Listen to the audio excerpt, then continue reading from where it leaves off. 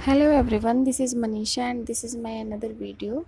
इस वीडियो में हम बात करेंगे न्यूटन्स लॉ ऑफ मोशन के बारे में। तो स्टार्ट करते हैं। फर्स्ट लॉ जो है न्यूटन का, जिसे हम क्या बोलते हैं, लॉ ऑफ इनर्शिया। ओके, देखिए इस लॉ का स्टेटमेंट क्या है कि यदि किसी बॉडी, मान लीजिए कोई ये बॉडी है, तो इस बॉडी पे लगने वाला नेट फोर्स यानी कि एफ नेट अगर ज़ीरो है तो उसका नेट एक्सेलरेशन भी क्या होगा, ज़ीरो हो गया।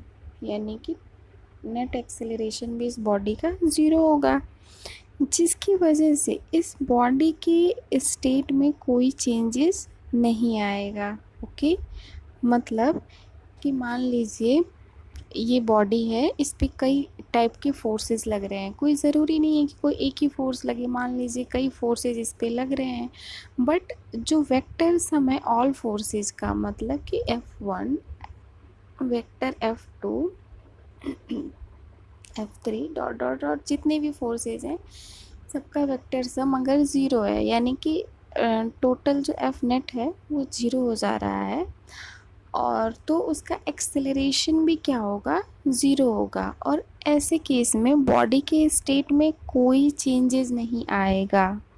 ठीक है, अगर बॉडी स्टेबल है तो वो स्थिर ही रहेगी, और अगर मोशन में है तो वो मोशन में ही रहेगी, उसी कांस्टेंट स्पीड और सेम डायरेक्शन में। मतलब मोशन में है, मोशन का मतलब कि स्पीड उसकी क्या होगी, सेम होगी, और डायरेक्शन भी क्या होगा, सेम ही रहेगा। कोई चेंजेस नहीं आएगा जब तक उस पर नेट फोर्स ज़ीरो है और उसका नेट एक्सेलरेशन ज़ीरो है।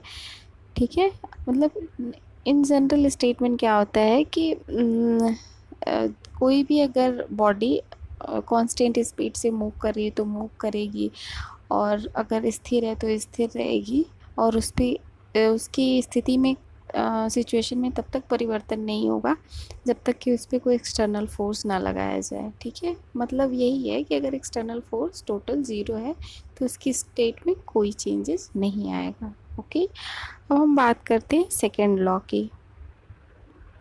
देखिए सेकेंड लॉ जो है, इन जनरल एक्सप्रेशन लिख देते हैं सेकेंड लॉ के लिए हम लोग कि F equals to M A.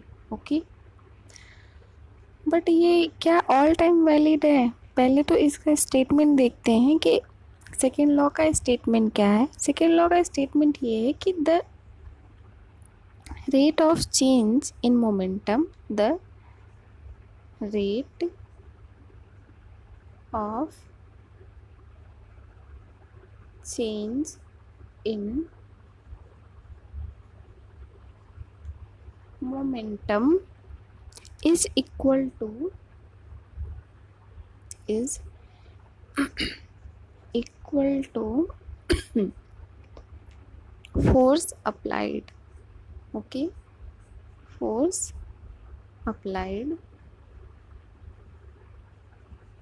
ठीक है, अब देखिए rate of change of momentum है क्या, ये किसके बराबर है, अप्लाइड फोर्स की, यानी कि F equals to delta P upon delta T. ठीक है, यही तो है rate in change in momentum. P क्या है, मोमेंटम है, और टाइम के साथ इसमें जो चेंजेस आ रहा है, rate of change in momentum को ऐसे ही डिनोट करेंगे।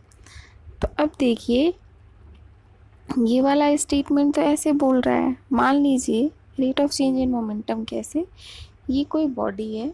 ठीक है, अब देखते हैं कि इससे ये वाला जो मैथमेटिकल फॉर्म इन जनरल लिखा होता है न्यूटन्स लॉ सेकेंड लॉ के लिए, वो कैसे आता है। ठीक है, देखिए मान लीजिए ये कोई बॉडी है, किसी टाइम टी पर, किसी भी इनिशियल टाइम पर इसकी स्पीड क्या है, u है। ओके, और इसका मास क्या है, m है।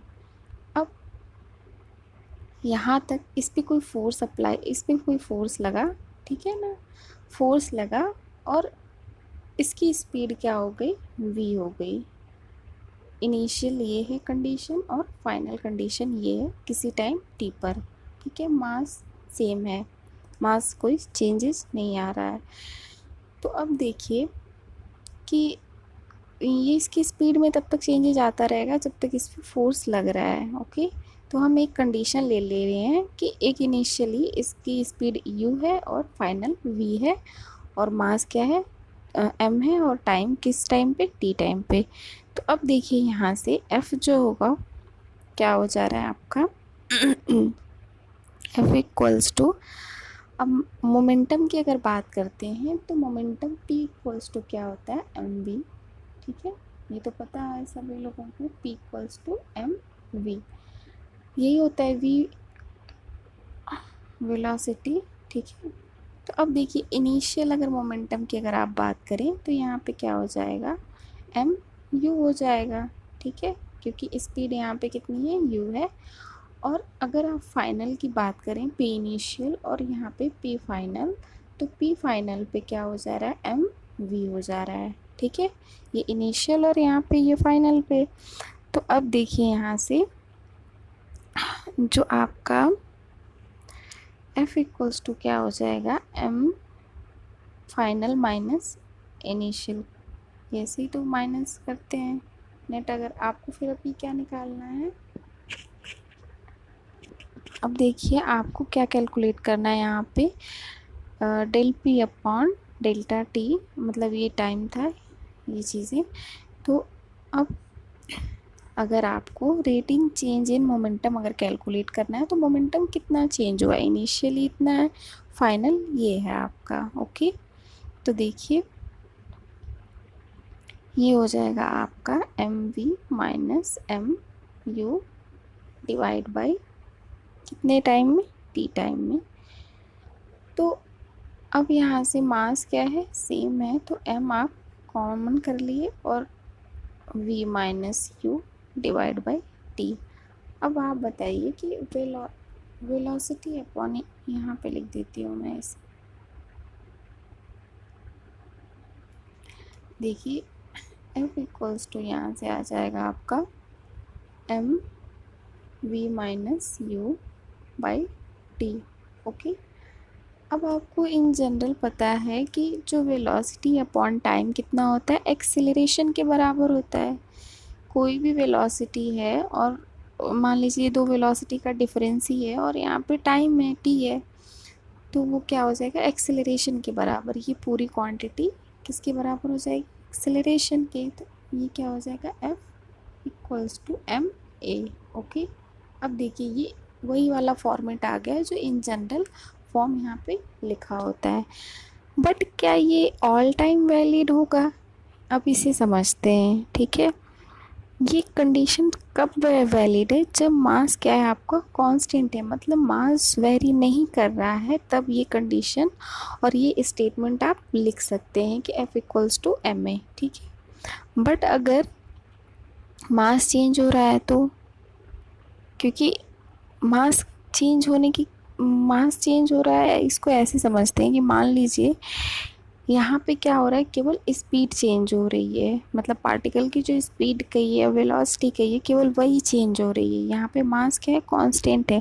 बट ऐसा केस हो जब स्पीड के साथ साथ मास भी अगर चेंज होने लगे, या फिर केवल मास चेंज हो स्पीड कांस्टेंट हो, फिर क्या होगा, तब तो ये जो ये वाला स्टेटमेंट है वो हमेशा वैलिड तो नहीं होगा। ओके, फिर कौन सा होगा ऑलवेज वैलिड, ये वाला कि the rate of change in momentum is equal to applied force, यानी कि F equals to del P by del T, ये ऑलवेज वैलिड है। ठीक है, अब देखते हैं मास चेंज जब होता है तो देखिए मास में चेंजेस के जो एग्ज़ाम्पल अगर मैं बताऊं, सपोज करिए कोई अगर रॉकेट है तो जब वो लॉन्च किया जाता है तो उसका जो फ्यूल होता है, मतलब जैसे फ्यूल है वो क्या होता है कि उसका भी कुछ मास होता है, बट इसकी जब स्पीड बढ़ती जाती है और वो फ्यूल जो है जलता जाता है तो इसके मास में क्या है चेंजेस तो आ ही रहा है। तो अगर इस तरह से समझें कि जो F equals to M A है ये ऑलवेज वैलिड नहीं है, और F equals to delta P upon delta T क्या है ऑलवेज वैलिड होगा। ठीक है, और जब कोई ऑब्जेक्ट मोशन में होता है तो जो उसकी स्पीड है अगर comparable to speed of light अगर हो जा रही है तो उसके मास में क्या होता है ना, स्लाइटली इंक्रीमेंट होने लगता है। मतलब ये जब भी कोई बॉडी मूव करती है तो हर केस में तो नहीं, मान लीजिए कि अगर स्पीड बहुत कम है, अगर 100 मीटर पर सेकेंड है या फिर कुछ इस तरह से, तो इतना स्लाइटली चेंज, मतलब उस केस में चेंज नहीं होगा मास में। बट अगर स्पीड बहुत ज़्यादा है, ठीक है ना, स्पीड अगर बहुत ज़्यादा है तो मास में भी चेंजेस होगा, ठीक है। तो अब देखिए डिफरेंशियल फॉर्म जो है न्यूटन सेकेंड लॉ, वो क्या होगा जब मास उसका चेंज हो रहा है, दोनों वेरी कर रहा है। तो यहाँ पे क्या बताया मैंने कि F equals to del P by del T, rate in change in momentum, ठीक है। अब यहाँ पे देखिए तो P इक्वल्स टू क्या होता है, M V, okay. P equals to होता है आपका एम वी, यानी कि अगर आप इस D को D बाई डी टी लिखें, इस जो डिफरेंशियल ऑपरेटर है, या फिर ऐसे कर लीजिए यहाँ से D P by D T, ठीक है। और P को क्या लिख सकते हैं आप, M V, D M V by D T. अब देखिए यहाँ इस केस में क्या है, दोनों वेरी कर रहा है, मतलब मास भी वेरी कर रहा है और वेलोसिटी भी अगर वेरी कर रही है दोनों, फिर किस तरह से डिफ्रेंशिएशन होता है आपका, first function second function assume करके। तो ये हो जाएगा आपका एम डी वी, ठीक है, M D V by D T plus V D M by D T, ठीक है। यहाँ तक तो क्लियर होगा। तो इस इक्वेशन से आप ये देखिए कि जब मास और वेलोसिटी दोनों यहाँ पे वेरी कर रहा है, और फिर यहाँ से जो F equals to M A है, कब होगा, उस केस में होगा जब मास क्या हो जाए आपका, कांस्टेंट हो जाए। जब मास कांस्टेंट हो जाएगा मतलब ये है कि किसी भी कांस्टेंट क्वांटिटी का जो डेरिवेटिव होता है क्या होता है, वो ज़ीरो होता है। तो यहाँ से जब मास कांस्टेंट होगा ये वैल्यू ज़ीरो हो जाएगी आपकी। फिर से आपका क्या होगा, F equals to M D V by D T, velocity upon time equals to acceleration, ठीक है। तो when m will be zero, when, अगर इस केस में भी m अगर आपका ज़ीरो हो जाएगा, देन F इक्वल्स टू आपका हो जाएगा m D V by D T, where D V by D T equals to a, this will be acceleration a, and F equals to m a। Further आपका ये वाला आ जाएगा, ठीक है। But condition बस वही है कि जब दोनों अगर वेरी कर रहा है तो फिर आप इस केस को एज्यूम करके इस क्वेश्चन को करेंगे। बट इन जनरल क्या होता है, क्वेश्चन में ज़्यादातर ये वाला फॉर्मूला ही अप्लाई होता है। बट एक स्टेटमेंट के उसमें ये ऐसे भी क्वेश्चंस आ सकते हैं, आते ही हैं एग्ज़ाम में, ओके। अब नेक्स्ट वीडियो में हम बात करेंगे थर्ड लॉ के बारे में, और फिर क्वेश्चन इन पे बेस्ड जो है फर्स्ट सेकेंड और थर्ड लॉ पे जितने भी क्वेश्चन हैं वो सॉल्व करेंगे, okay. So thank you everyone for watching this video.